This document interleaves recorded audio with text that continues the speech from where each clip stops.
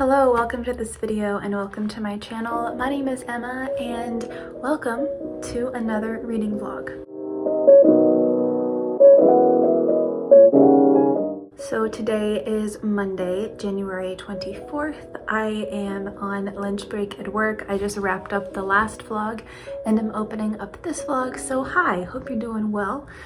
So right now I am in between audiobooks. I just finished listening to While Justice Sleeps, which I did a short review for in the last vlog. I am currently physically reading The Lightning Thief by Riordan, which I'm less than 100 pages from the end, so I should be finishing that sometime today for sure. Audiobook wise, I think next up on my Libby shelf is Goodnight Beautiful by Amy Malloy, which is another thriller that I don't quite remember what it's about, so I'm just kind of gonna go into it blind. And then after Percy Jackson and The Lightning Thief, I have next up Black Cake by Charmaine Wilkerson, which is my January book of the month pick. So I want to get that finished before the end of this week at the very latest, because February starts next Tuesday. So very exciting stuff. February is my birth month, the month in which my birthday takes place. So I will be gearing up for that because I'm hoping to celebrate. I'm not gonna have like a party, but I'm hoping to have a couple of different little celebrations just because I've been through a lot recently and I think I deserve it. I had a very busy weekend, so I got off my gym schedule, but I will be going back on that this week. Definitely did not do that. I am trying to make the groceries that I have last as long as they possibly can. So we'll see how that goes. Just hanging out at work. I think I'm gonna go try to read some Percy Jackson before my lunchtime is over, but it was nice to see you. Welcome to the vlog, and I hope you will stick around.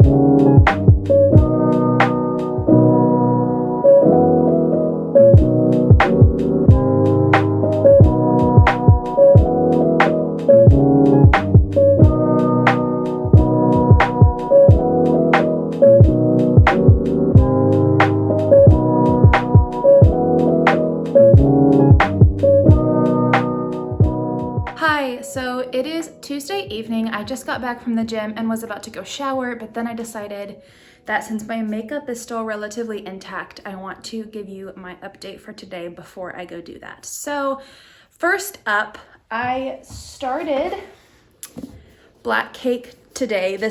I read all my hardcovers without the dust jacket because can't stand it. But you can see the proof right there. It's Black Cake. Now, when I say I started it, I really just started it. I'm on page 24.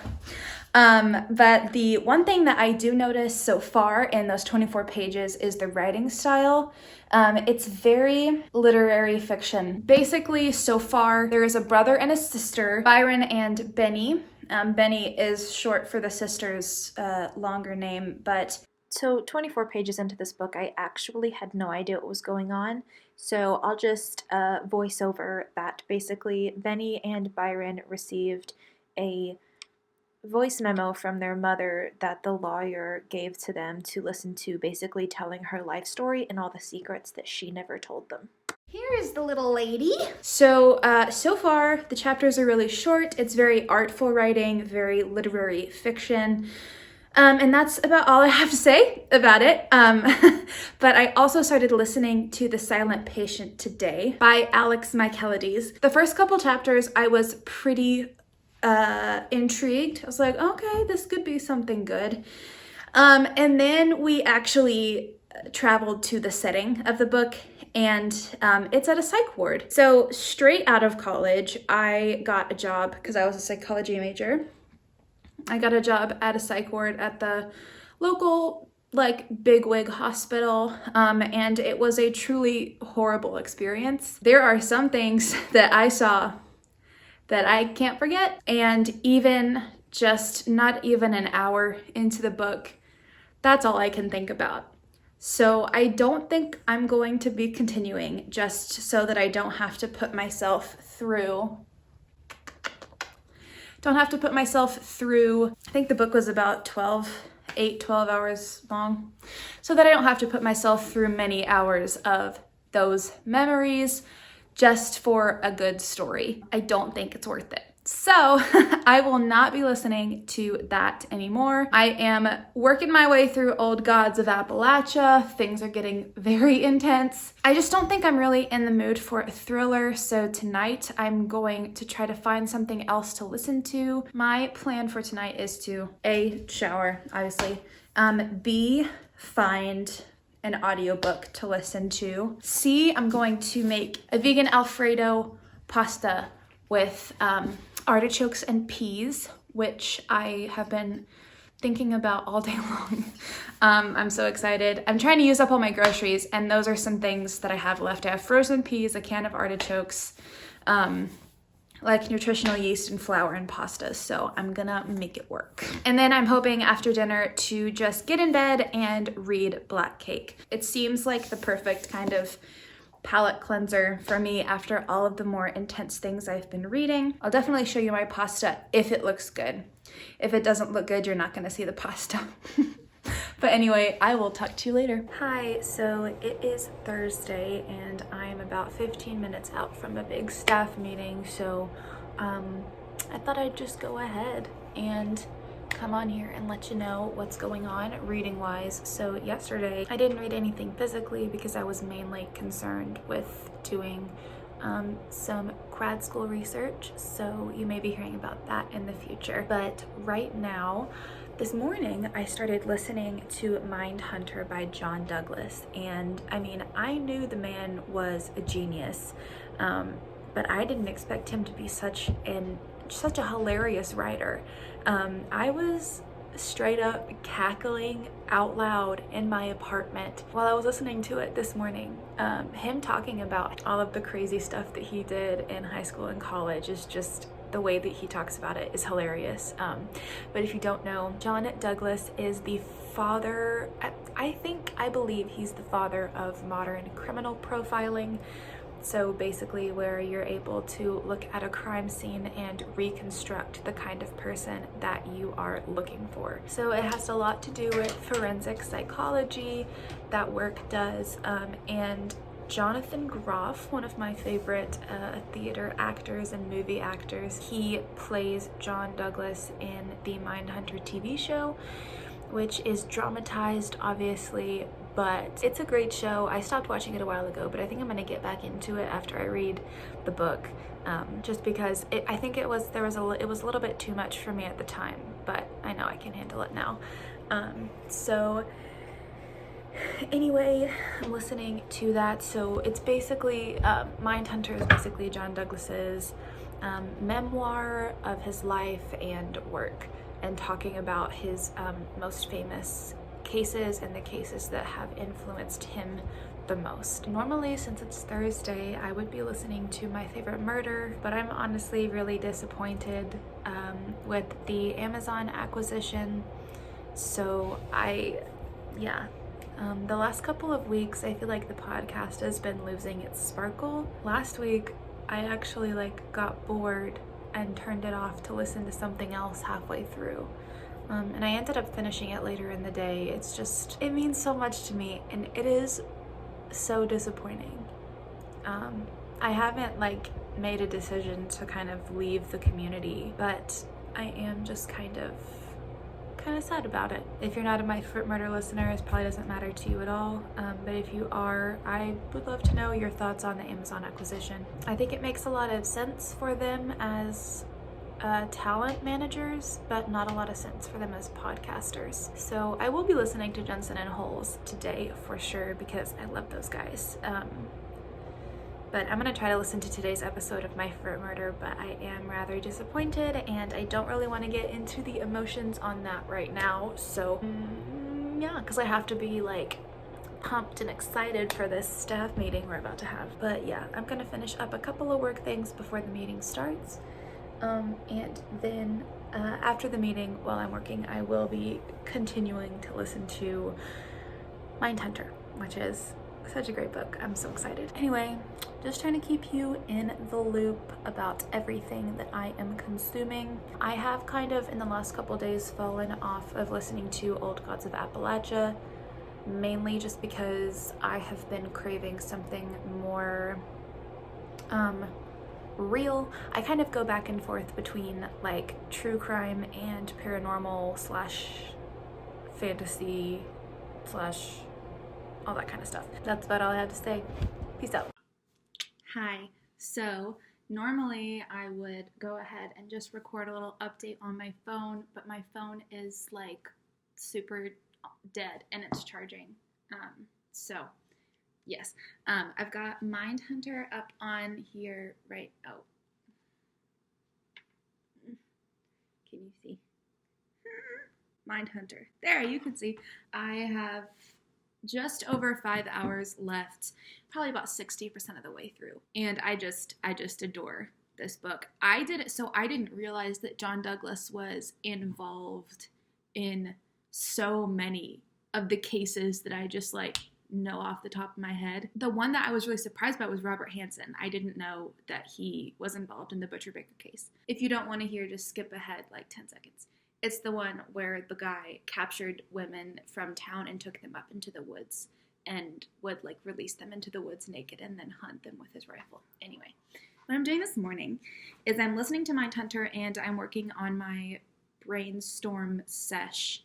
Oh, it's Sunday, by the way. Hi.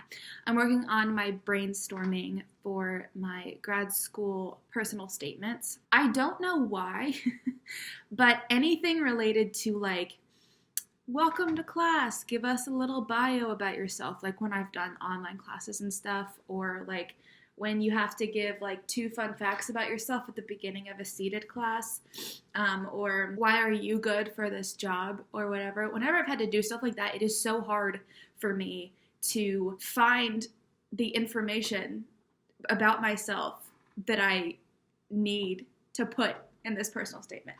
So I straight up pulled like the best personal statement questions to answer off the internet, and I'm answering those. And then I think only one of the schools I'm planning on applying to for grad school has like a specific set of questions.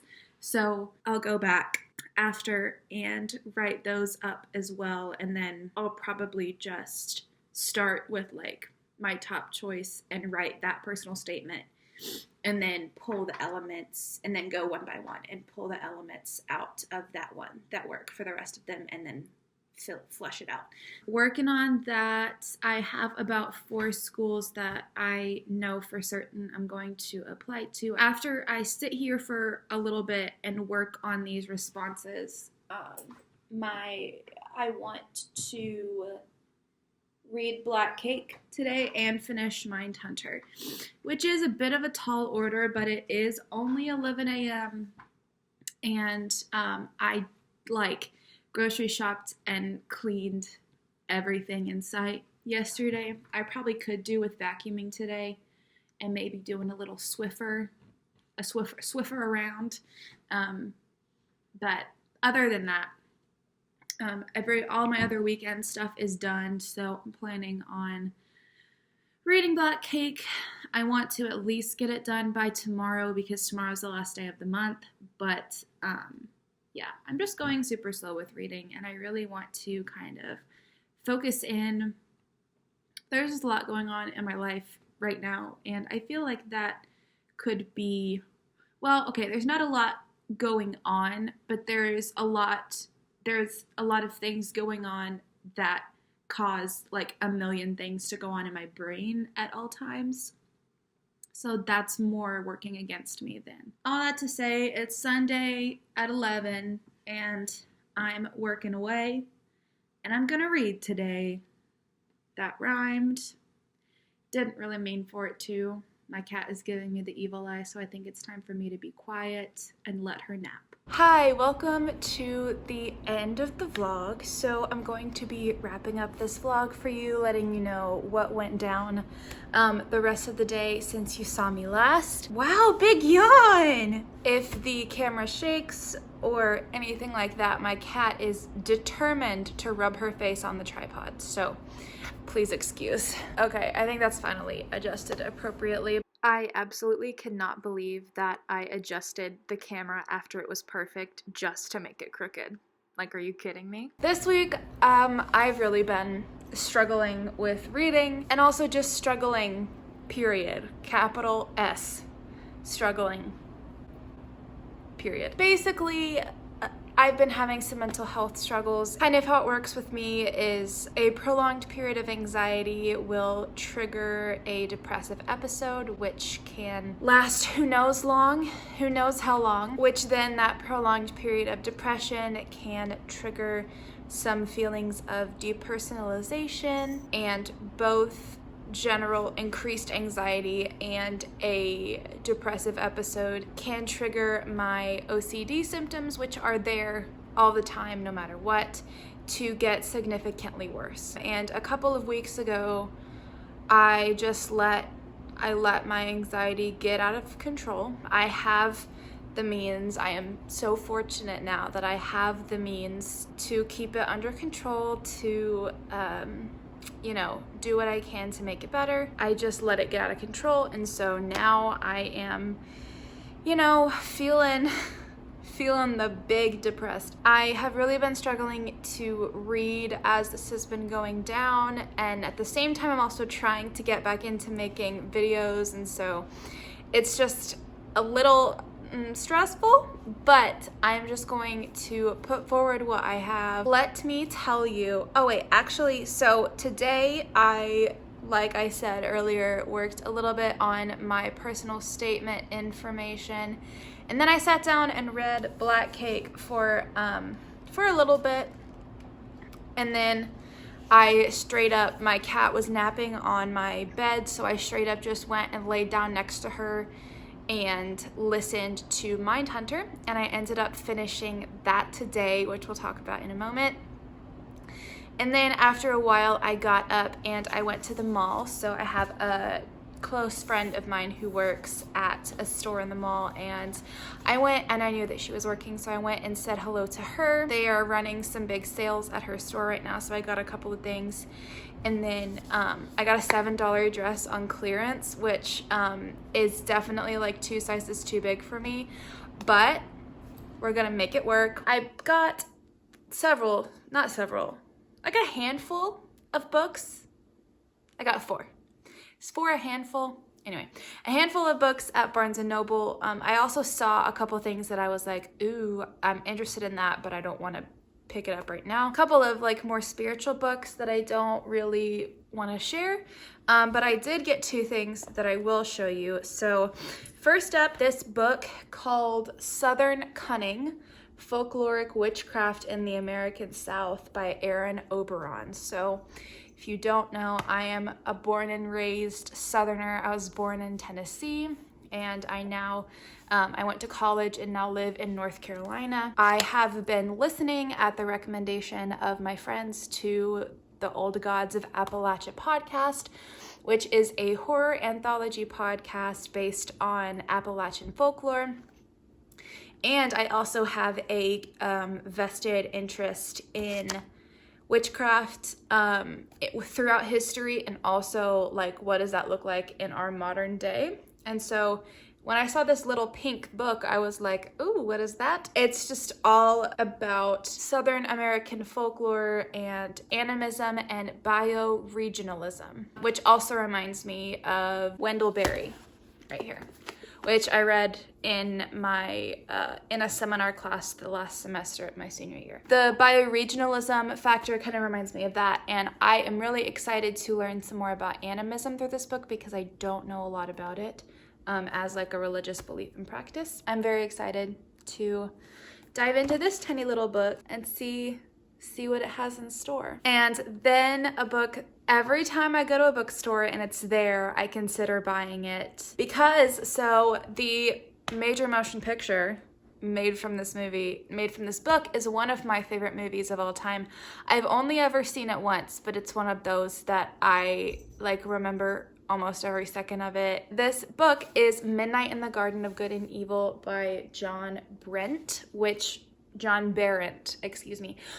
is a true crime, a bit of a memoir style nonfiction about murder, voodoo, drag queens, all of the above, in Savannah, Georgia, which is one of my favorite cities in the South. Other than the city where I live, perhaps my favorite city. Number one favorite city in the South. I love Savannah, Georgia. John Berendt, the journalist, author, and kind of self-cast main character of this book, is very much a Nick Carraway kind of character. He comes into Savannah to investigate and write on something in particular, and then finds himself caught up in this world of murder and mayhem and extortion and blackmail. One of my favorite things about the movie is that there is a drag queen that is prominently featured in the book as, you know, one of the characters who, all of them are real life people, but she's just fantastic, and she was still alive at the filming of the movie, and so she plays herself in the movie. And like the hero's journey arc, she kind of serves as the sage wizard, kind of wise character, giving the main character advice and knowledge that he needs. But yeah, I adore this movie, and I am very excited to finally read this book after, oh my gosh, I think I saw the movie when I was like 14 or 15, and it's been that many years because I'm almost 22 now. So that it's been a while since I saw this movie, but I'm very excited. I honestly have really hated being a Southerner for most of my life, but more recently, as you may be able to tell, I am starting to appreciate the culture that is down here, you know, obviously for the parts of it that are good, because there's so much down here that is so sad and hateful and horrible. It has always made me kind of separate myself from the identity of being a Southerner, but I'm starting to appreciate more the history for its good things and the culture and the way that we treat people, which I think is, and its positive lights, obviously unique in the country. So anyway, let's chat about the book that I finished listening to today, which I think is the only book I finished this week. No, I finished Percy Jackson this week. The book that I finished listening to this week, which was Mindhunter by John E. Douglas. Oh my gosh. Okay, so I know I'm not rating books anymore on my channel, but like 6 out of 5 stars. Fantastic. Amazing. Loved it so much. I love learning, especially people like John Douglas. I love learning about the people who had like a crazy idea and some other people had a similar crazy idea, and they like put their crazy ideas together and kind of ended up changing the game in their field, whatever that field may be. In this sense, it's investigating a violent crime. And basically he and his original behavioral science team, which it's no longer called behavioral science, thanks to John Douglas, he now, when he became the chief of the unit, he renamed it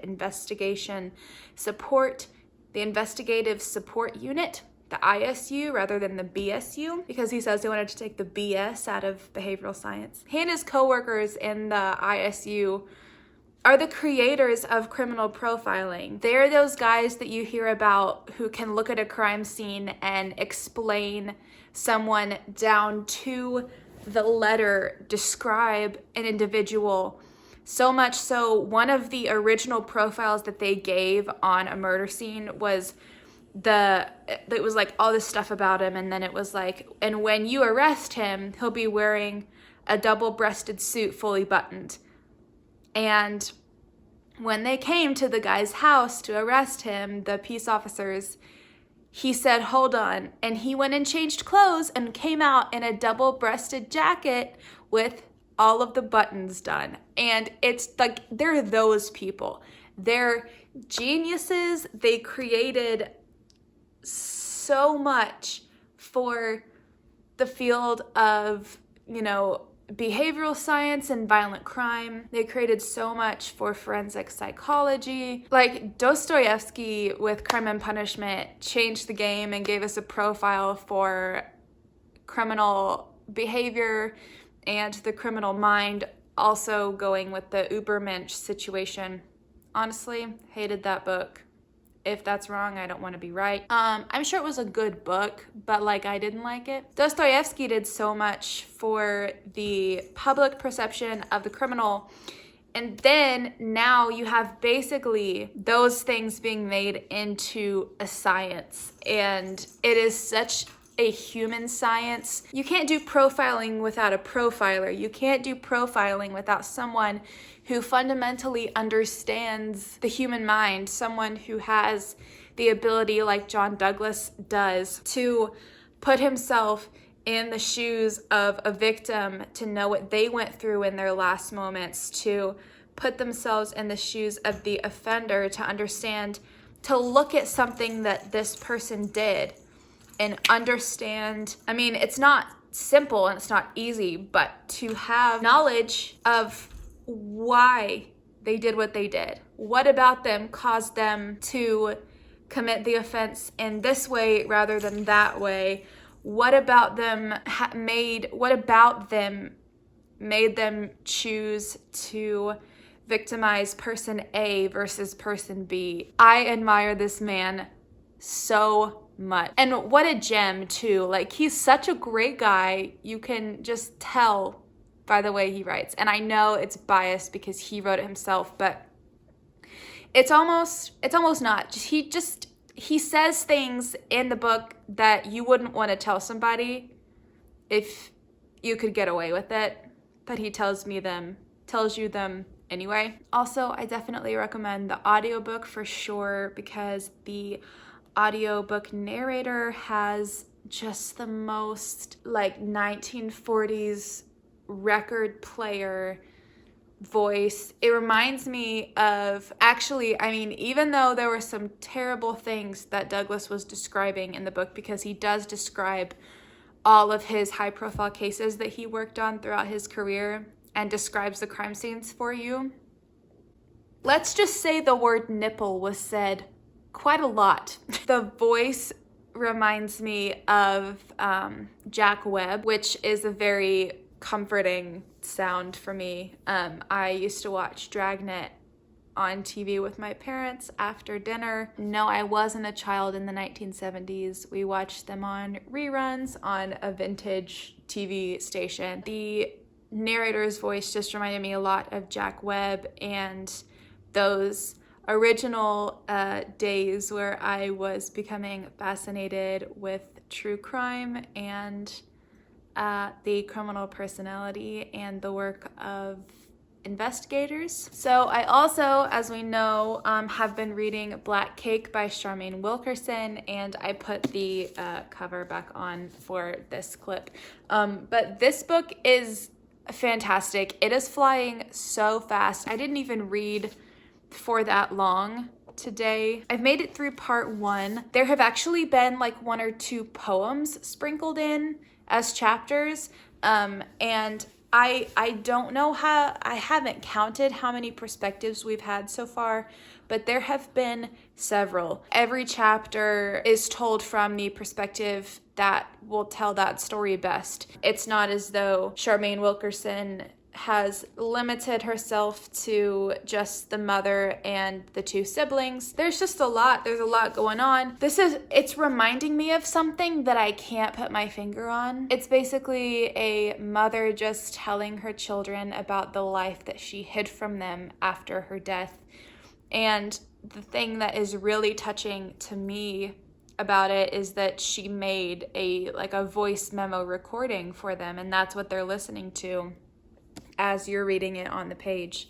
And so I imagine that an audiobook for Black Cake would be fantastic. In terms of the writing style, I said it was very literary fiction, but to get more specific, Charmaine Wilkerson has this fantastic way of giving you basically exactly the feeling of your mother telling you a story. She wants to be honest and she's kind of laying it all out there, but you can tell where she is, sanding down some rough edges or covering some things in a little bit of sugar or describing things vaguely for her sake and for yours. It's just an artful style of telling the story. That feeling where you're telling someone a fond memory from a long time ago and it's like you're watching it and describing it to somebody? That's what it feels like. So almost imagine it feels like